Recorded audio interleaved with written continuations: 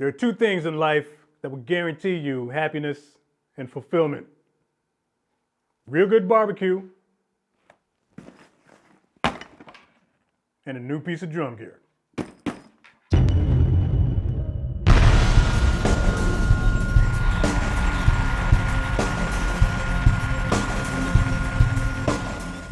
This is the Yamaha FP8215 Flying Dragon kick pedal. I've had this pedal for a good 12 years, served me faithfully, got me through a lot of gigs, held up like a rock, never had a problem with it, but I was long overdue for an upgrade. So this is my new pedal. This is the Yamaha FP9C chain drive pedal. I've had my eye on this for a long time, and it finally made it home.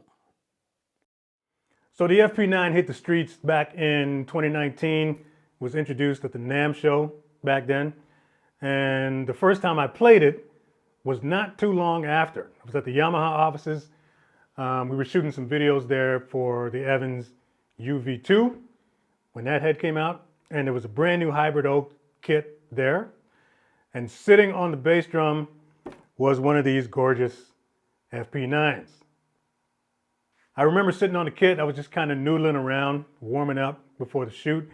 And I was playing this pedal, man, and I was just like, wow, like this thing is one of the smoothest pedals I've ever played. And then the following year, when I was at Drumeo, there was one on that kit too. By the time I left there, I was like, I gotta get me one of these pedals.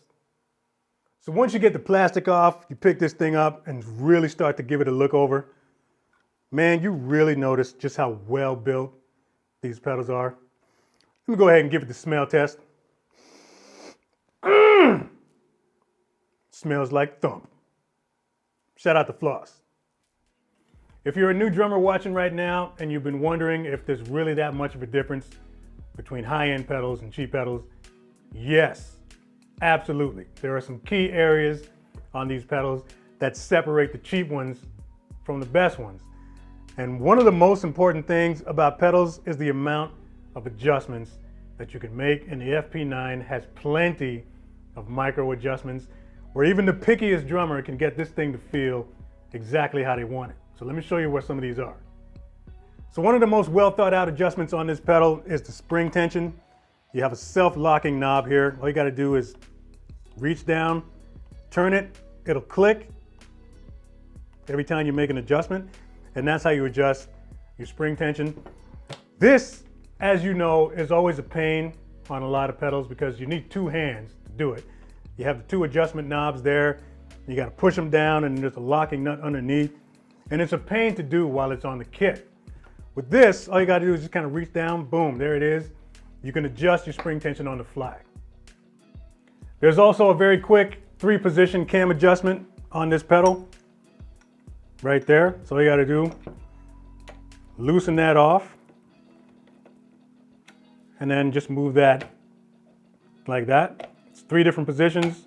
You can put that where you want it to adjust the feel.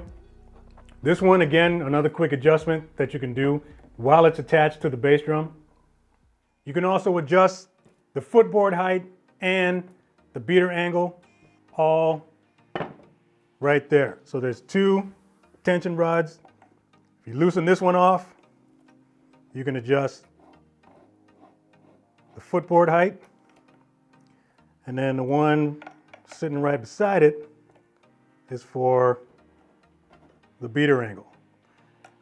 And again, these are all adjustments that you can make while the thing is sitting on the kit.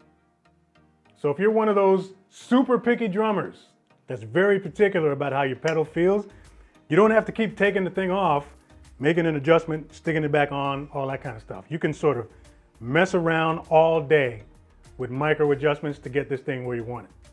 Another very cool thing about the FP9 is that you get a weight adjustable beater.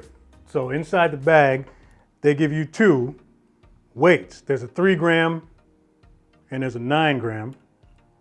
If you can see those, like that right there.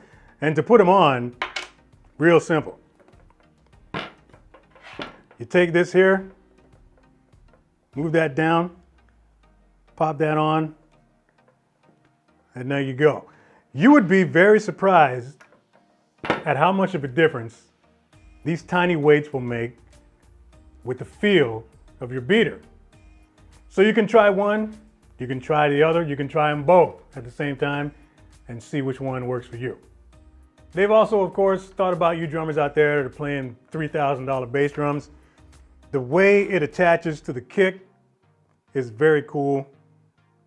There's two plastic, pretty hard plastic pads here. The adjustment is right there, and it's super easy to do. Like, you don't have to reach under the pedal to tighten that thing like you used to. Boom, there's a nut right there. See that? There it is, moving.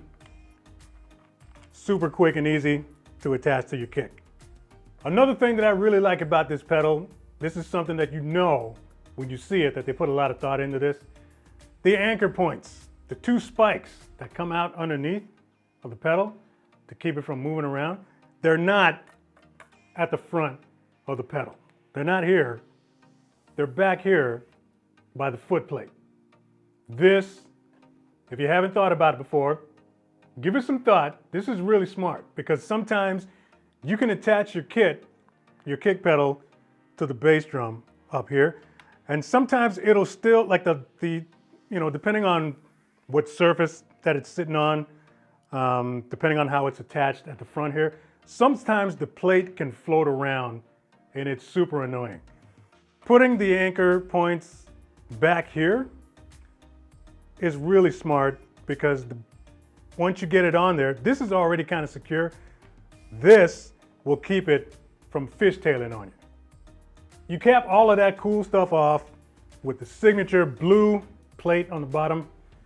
And I'm telling you, man, you got one really solid package. This is a pedal designed by a company that makes motorcycle parts. So this pedal, along with all the rest of the hardware that Yamaha makes, will outlive you. The hi-hat stand that I gig with regularly is probably 25 years old. Never had a problem with it. But as far as the build quality of this pedal, when you pick it up, shake it around, you'll notice right away that this thing is really solid. All of the critical points of contact on cheaper pedals where there's normally squeaking and rattling and all that kind of stuff, you're not gonna get that here. Right there where the footboard attaches to the heel plate, there are ball bearings in here, there are ball bearings up here. This is just gonna be the smoothest, quietest pedal that you've played in a long time. So if you're currently looking for an upgrade, you want to get yourself a nice high-end pedal, these are also quite affordable. These guys are only, at current time, about 350 bucks at Sweetwater. If you live up here in Canada, you can get these at Long McQuaid for around $425.